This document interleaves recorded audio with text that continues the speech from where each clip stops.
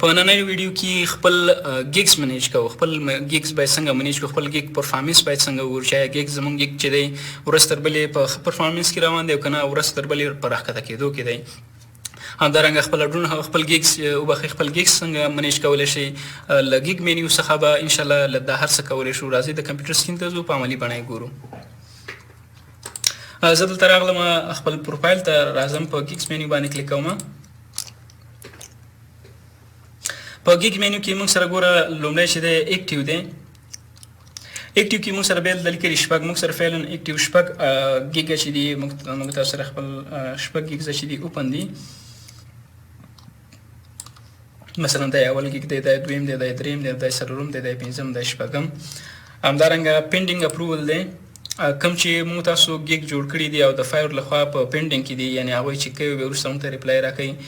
ریکویسټ فور موډیفیکیشن هغه ګیګونه چې موږ تاسو جوړ کړي دي اما له فایر لخوا غوښتنه له تاسو څخه شوې چې په دې کې باید چینجز وکړئ، په کوم ځای کې مو ستونزه ده نو دې ځای کې به کولی شو هغه پکې وکړو چینجز یا موډیفیکیشن پکې وکړو.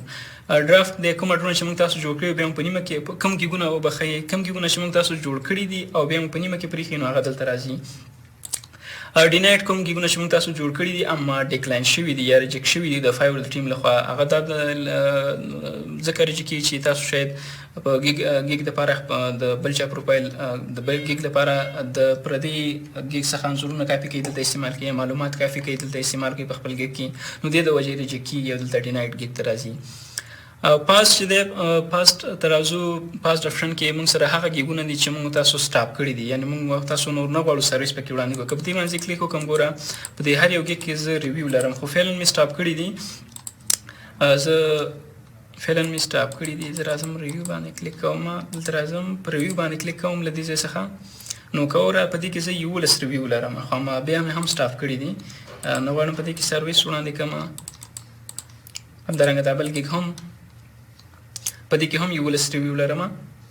پروفیشنل ویب سایټ 3D موک اپ او همدارنګه دا چې دی د کافي ډیزاین په هغه کې باره کې دی، نو دا ما سټاپ کړي دي. که وغواړئ چې دا اډر اکټیو کړئ اکټیویټ کړئ نو دلته به د اډرونه سلیکټ کړئ، غواړم دا دوه اډرونه اکټیویټ کړم، دلته راځم کولی شئ ډیلیټ هم کړئ همدارنګه اکټیویټ هم کړئ. دا به راشي په دې کې او دا به شي 8 اډرونه 8 ګیګونه.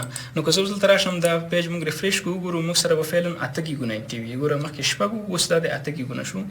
که غواړئ چې بیرته یې پاست کړئ نو غواړئ چې بیرته یې سټاپ کړئ، دې کې سروس ونه غواړئ پرووایډ کړئ نو له دې ځای څخه هم کولی شئ.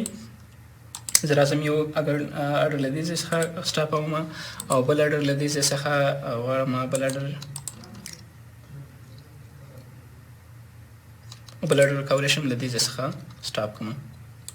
دلته راځم او د پاست آپشن په نوم باندې بټن باندې کلیک کوم، نو دا بیرته پاست مینیو ته راشي.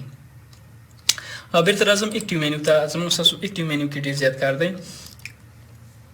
په اکټیو مینیو کې زه راځم په یو ګیګ باندې کلیک کوم، د بېلګې په توګه زه په دې ګیګ باندې کلیک کوم. په دې ګیګ کې اوس موږ تاسو ته مکمل معلومات راکوي.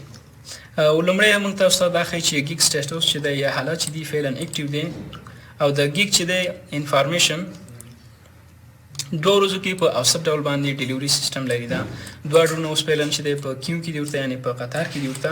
همدارنګه لیمټ اډر کې چې تاسو ډېر زیات اډرونه ترلاسه کوئ د خپل ګیګ له لارې او نشئ کولی چې دا کنټرول کړئ، نو دلته کولی شئ لیمټ ورکړئ چې زه باید د 10 نه زیات اډرونه ترلاسه نه کړم. 10 اډرونو ته چې کله دا ورسېږي نو هغې نه خوا بایرم نشي کولی چې تاسو ته اډر پلیس کړي، نو تاسو کولی شئ دې څخه لیمټ کړئ. واټر مارک دی، واټر مارک دې ته ویل کېږي، البته دا په ورډ کې هم شته دی. زه به تاسو د پورټفولیو څو ایمیجز اوپن کړم د بېلګې په توګه. دغه فایور دغه لوګو چې تاسو وینئ دغه فایور ده، یو دا 2 ځای راغلی. همدارنګه په دې کې هم شته خو دې وایډ بیکګراوند وایډ دی، په بشپړه توګه نه معلومېږي، ور دې ځای کې لږ ښکاري. دې ته واټر مارک ویل کېږي. که غواړئ چې دغه واټر مارک چې دی ستاسو په کوم پروژې چې تاسو ډیلیور کوئ او بشپړوئ په هغه باندې دا واټر مارک ډیسیبل کړئ، کولی شئ له دې ځای څخه یې ډیسیبل کړئ. نو په نورو پورټفولیو کې په آینده کې به ستاسو په پورټفولیو کې به واټر مارک نه ښودل کېږي. خو دا کوي نه بلکې ډېره زیاته ښه ده، ځکه تر څو دا معلومه شي چې ستاسو اډر دی او دا چې د فایور لخوا ډیزاین شوی دی. ګیګ پرفارمنس سره راځو. د ګیګ پرفارمنس سره راځو. دلته ګوره 100 دی، بیا 200 دی، بیا 300 دی، بیا 400 دی، بیا 500 دی. دلته راځو. د ګیګ پرفارمنس ته چې راغلو دلته موږ تاسو ته ګراف راکړی د ګوره په دې ګراف کې موږ تاسو ته لیکلي دي چې جون په 9 تاریخ باندې په دې باندې 103 امپریشن راغلي دي امپریشن همدارنګه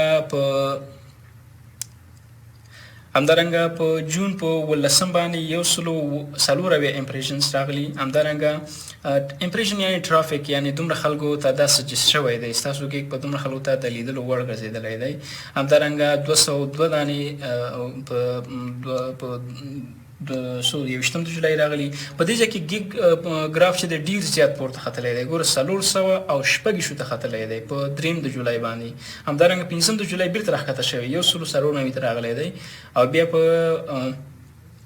شپږم د جولای باندې بیرته چې دی په دې کې چې دی اپډیټ شوی دی یعنی اوس پکې اپډیټ راغلی دی ګوره هلته لیکلي ورک سمپل سټیټس اپډیټډ نو همدارنګه کولی شي په دې باندې په 13 ورځو کې څومره کلیکونه شوي نو دې ځای څخه کتلی شي ګوره زه ورته وایم چې 19 د جولای باندې چې دی په 9 کلیکه پې شوي همدارنګه په 3 د جولای باندې پکې 9 کلیکه شوي دي همدارنګه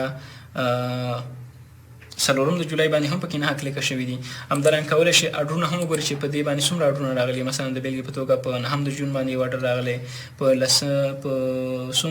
22 د جون باندې یو اډر راغلی بل اډر مثلا د بېلګې په توګه په 3 د جولای باندې راغلی بل اډر د 15 د جولای باندې راغلی دی نو دې څخه د خپل ګیګ پرفارمنس کتلی شي همدارنګه دې ځای کې ریویو دی ګوره په دې ګیګ پرفارمنس چې دی ټوټل موږ چې دی 5 سټار لرو بوای اګین آر ریکمانډډ چې دی 15 سټار دی همدارنګه سرویسز آر ډسکرایبډ هم 15 سټار مو ترلاسه کوي کمیونیکیشن وذ سیلر له هغه سره له بوایډ سره زموږ کمیونیکیشن یا اړیکه څنګه هم د 15 سټار وړ ده وګوره بعض ټیم کې دې پرفارمنس کته کېږي هم له دې څخه ګوره تاسو ګورئ د دې پرفارمنس چې دی د دې ګیګ ریټینګ ګورئ 4.9 دی یعنی بیا هم ښه دی بد نه دی خو 4.9 له 5 څخه اوس هم یو پوینټ کم دی همدارنګه د دې کې پرفارمنس هم له دې ځای ښه کتلی شي نو دا وه زموږ ستاسو همدارنګه که غواړئ نوی ګیګ بل ګیګ جوړ کړئ دې ځای څخه کولی شئ له دې ځای څخه هم کولی شئ کریټ ا نیو ګیګ او د خپل پروفایل له دې بټنې څخه هم کولی شئ چې نوی ګیګ جوړ کړئ